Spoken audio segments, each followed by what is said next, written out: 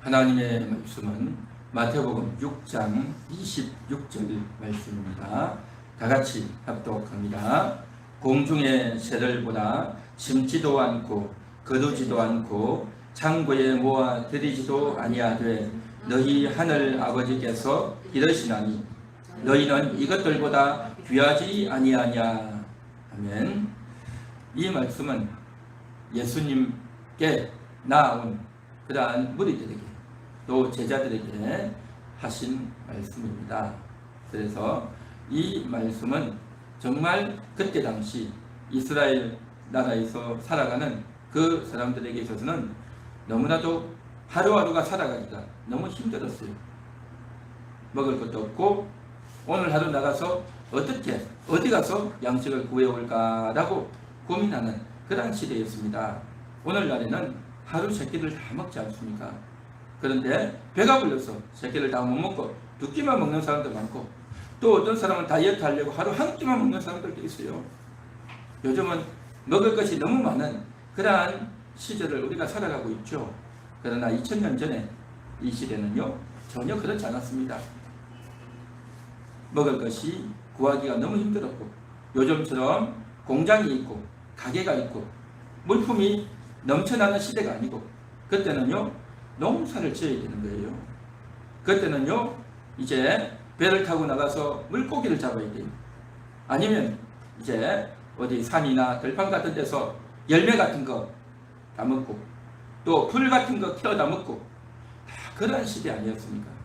그러니까 이제 일자리도 없고 너무너무 먹고 살기가 힘든 시기였어요. 그러한 자들 그러다 보니까 하루 세 끼 먹는 것은 정말 쉽지 않았어요. 하루 한 두 끼나 아니면 하루 한 끼 먹는 것만 해도 다행으로 또 어떤 집은요 하루 한 끼 먹기도 힘든 그런 집들도 많이 있었어요. 그래서 그렇게 이제 있는데 어느 날 예수님이 오셔서 하나님 말씀을 전하고 또 그런데 떡 5개와 물고기 2마리로 5,000명이 먹고 남을 남자 성인만 5,000명이니까 이스라엘 나라는요 남자들만 인원을 세요. 20살 이상 남자들만 인원을 세고 여자나 아이들은요 인원에 넣지도 않았어요. 옛날은 다 그랬어요. 그러다 보니까 지금 5,000명을 하면 20세 이상 남자만 계산을 한 거예요. 거기에는 여자들도 있었겠죠. 어린아이들도 있었겠죠. 다 포함하면요 10,000명이 넘고 한 15,000명도 될 수 있어요. 그렇게 많은 사람들이 모여 있는데 어느 날 예수님이 떡 5개와 물고기 2마리도 기적을 베풀어서 거기에 있는 사람들 다 먹게 했단 말이죠. 그러니까 사람들이 얼마나 놀랐겠어요. 야, 기적이다. 어떻게 이런 일이 있을 수 있냐 해서 신기하기도 먹지만 또 한편으로는요 배가 고팠는데 예수님께 가니까 말씀을 듣고 마음만 기쁜 줄 알았는데 배도 부른 거예요. 배도. 그러니까 사람들이 얼마나 신기하면서도 좋아했겠냐 말이죠.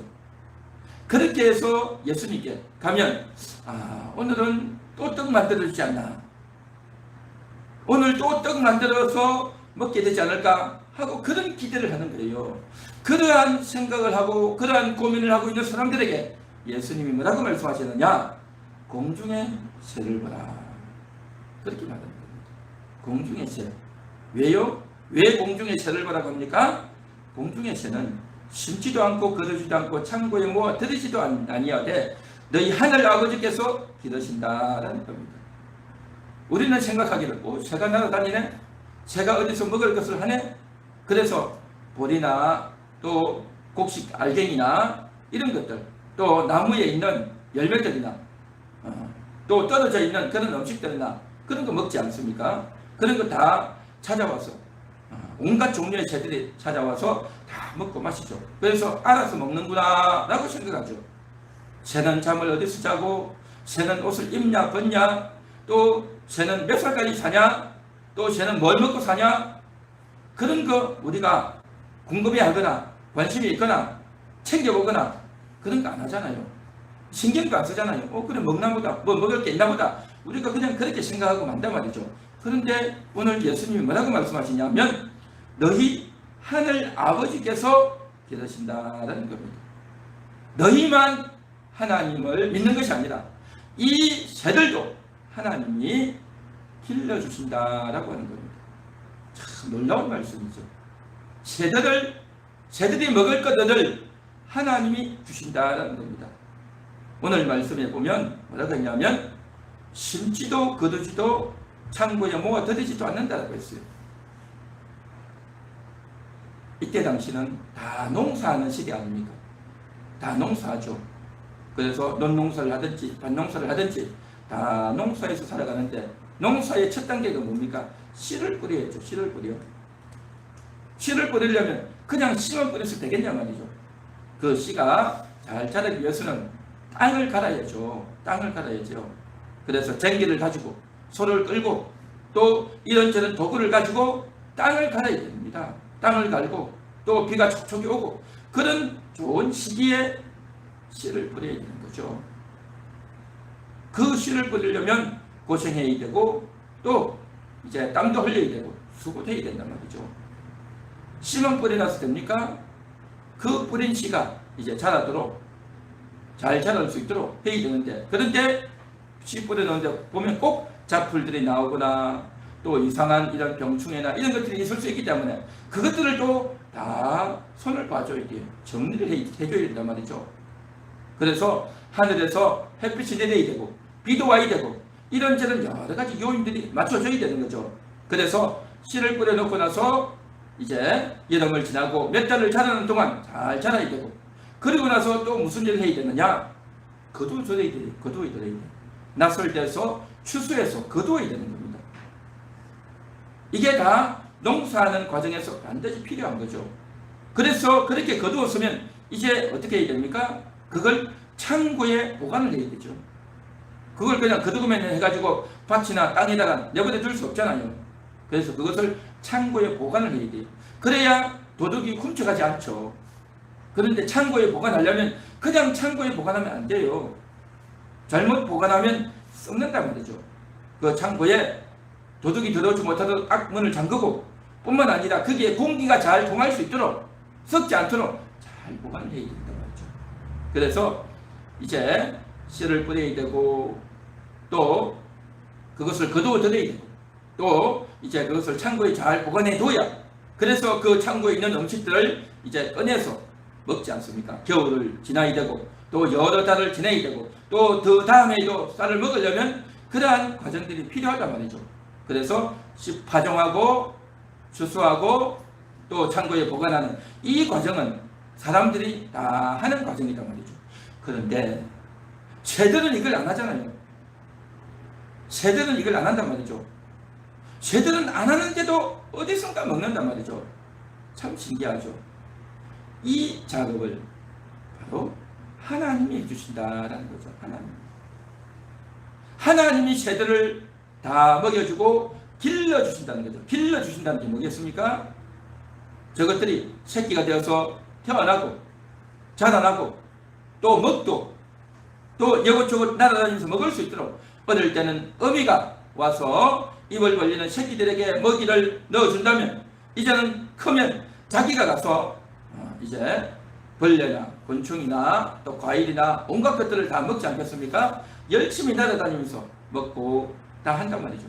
그런데 문제는 뭐냐면 그렇게 날아다닐 수 있도록 이 새가 건강하고 힘이 있어야 되고 날개에 힘이 있어야 되고 또 날아다니면 어디 가서 먹을 거리가 있어야 된단 말이죠.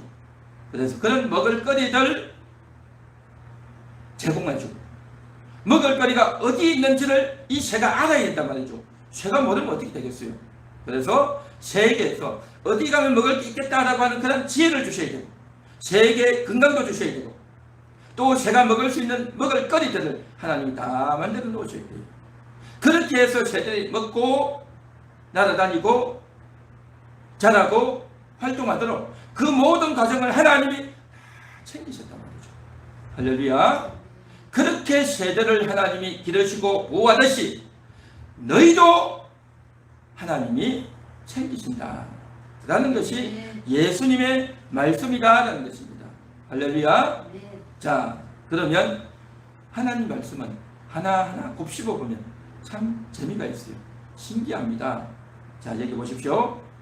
너희 하늘 아버지께서 기르시라니, 새들을 그렇게 기르십니다. 너희는 이것들보다 귀하지 아니하냐라고 말했습니다. 너희는 이것들보다 귀하지 아니하냐. 이게 무슨 말일까요? 새들을 그렇게 먹이고 기르듯이 하나님이 너희도 그렇게 먹이고 길러주신다 라고 해야 말이 자연스럽게 넘어가겠죠. 그런데 그렇게 하지 않고 너희는 이것들보다 귀하지 아니하냐 라고 말하고 있어요. 이 말이 뭡니까? 귀하지 아니하냐 하는 말은 귀하다는 말일까요? 귀하지 않다는 말일까요? 귀하다라는 말이죠. 새보다 귀하다라는 거죠. 새보다 귀하다.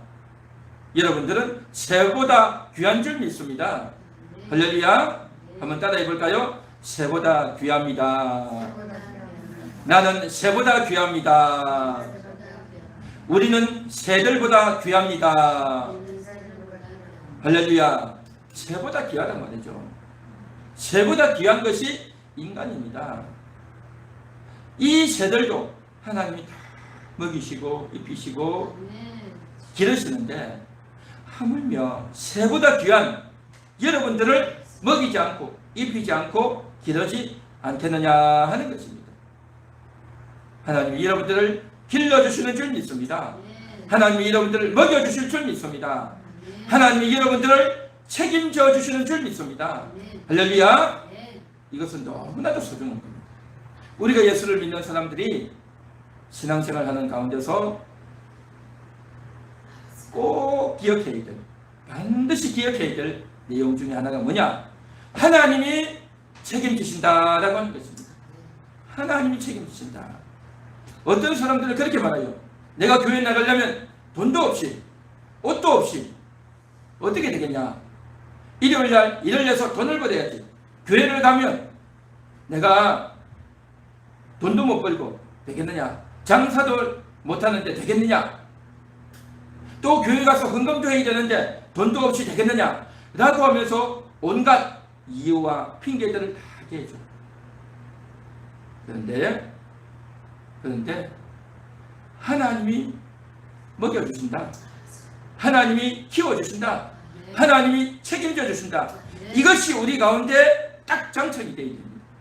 예수 믿는 사람에게 있어서 이러한 인식이, 그러한 마인드가 우리 가운데 있어야 될 줄 믿습니다.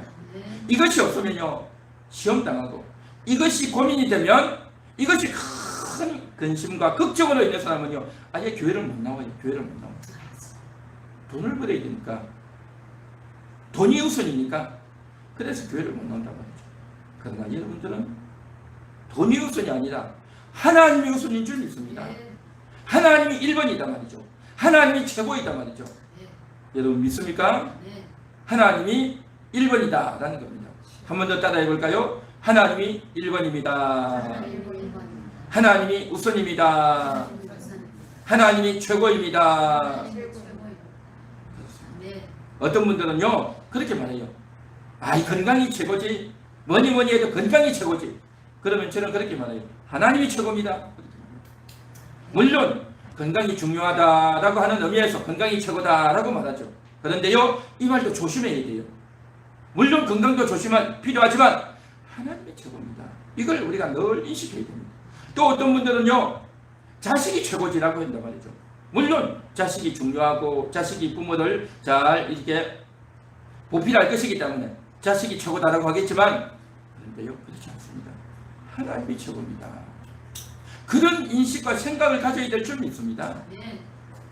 그리고 또한 뭐니 해도 다 먹고 살려고 하는 거 아니냐. 돈을 못 벌면 내가 어떻게 하겠느냐. 돈 버는 게 우선이다. 직장 가는 게 우선이다. 라고 해서 주일도 팽개치고 돈을 벌기 위해서는 뭐든지 다 할 수 있다 라고 생각하는 사람들이 있는데, 그렇지 않습니다. 돈 버는 게 우선이 아니라 하나님이 우선이고 하나님이 최고인 줄 믿습니다. 할렐루야. 믿습니까? 그렇습니다.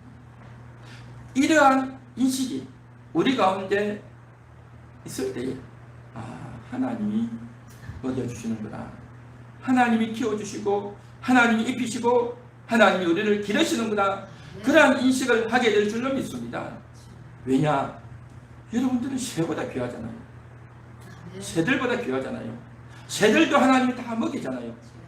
사람들은 씨도 뿌리고 추수도 하고 그렇죠? 창고에 모아 드리기도 하는데 그러한 과정들을 계속 하잖아요. 반복해서 하잖아요. 그래서 창고에 모아둔 그 쌀이, 그 양식들이, 그 과일들이, 그 곡식들이 있기 때문에 그걸 이제 지혜롭게 언제든지 필요할 때 꺼내서 먹고 배를 이제 채우고 다 하지 않습니까? 그러한 지혜가 있어서 하는데 새들은 그것도 안 한단 말이죠. 그걸 안 해도 하나님이 다 챙긴다. 그런데 우리의 인생들 가운데는요, 이런 사람들도 있어요. 젊어서 일을 찾아서 일자리를 구해서 직장을 다녀서 돈을 버는 그런 사람들도 있어요. 그런데 많은 사람들 중에는요, 직장을 가고 싶은데 직장을 구하지 못해서 직장을 못 가는 사람들이 있어요. 그렇지 않습니까? 나이가 많아가지고 이제 직장에서 은퇴하고 물러난 사람들도 있어요. 요즘은 직장의 은퇴 시기가 더 빨라졌어요. 옛날에는 70대 정년이었는데 이제는 60대에 물러나는 사람, 또 어떤 사람은 50대에 직장에서 물러나는 사람들 많이 있단 말이죠. 그러니까 은퇴도 빨라졌고, 그러면 은퇴하고 나면 그 사람은 이제 어떻게 산단 말이죠. 수입이 없잖아요. 그리고 나이가 젊은데 일자리가 없단 말이죠. 그렇게 대학에서 대학을 나왔는데, 좋은 대학을 나왔는데 일자리 찾기가 얼마나 힘드냐 말이죠. 그런 시기에 살다 보니까 너무 허무하고 창피하고 화도 나고 너무너무 답답한 그러한 인생을 사는 사람들이 다 있단 말이죠.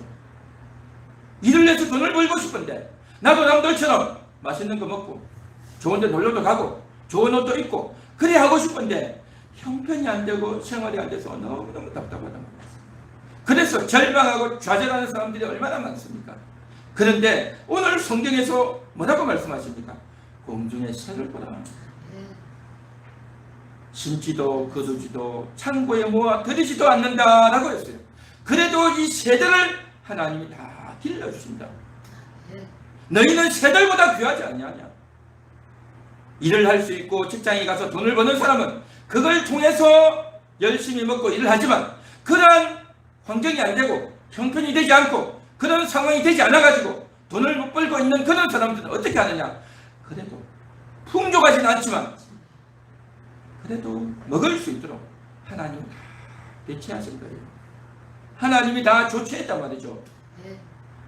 내가 할 수 있으면 내가 하는 지혜와 건강을 통해서 하지만 그렇게 할 수 없을 때는 하나님이 다른 사람을 통해서 먹을 수 있도록 한단 말이죠.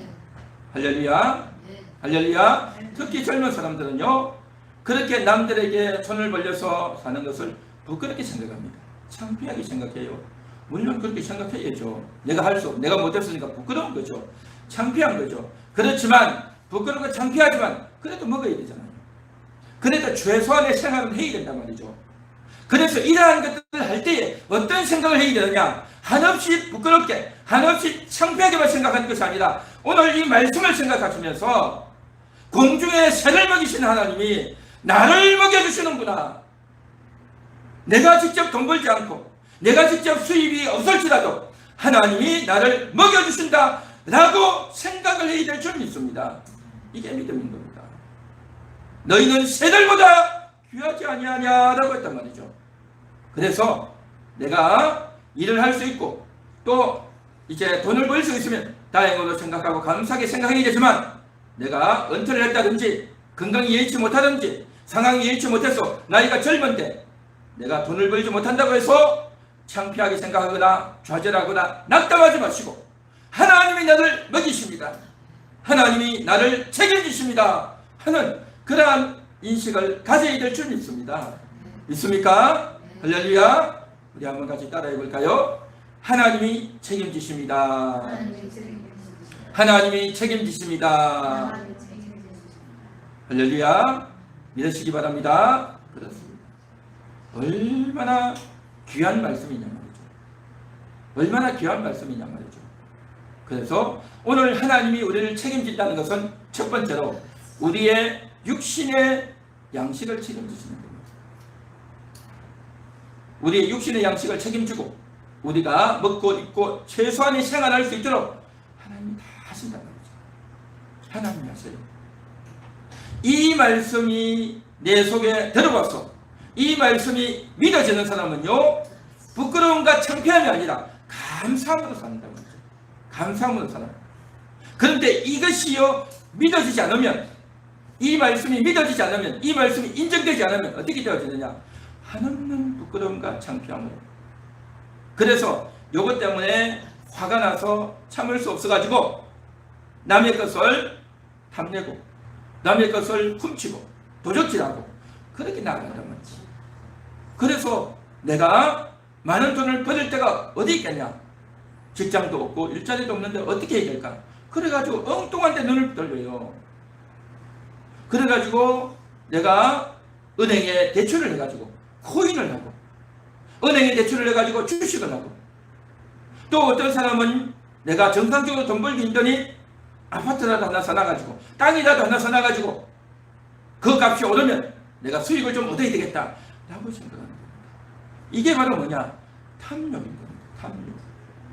정상적으로 내가 노력해서 돈을 버는 것이 아니라 나의 욕심을 채우기 위해서, 나의 이기심을 충족시키기 위해서 다 하는 거단 말이죠.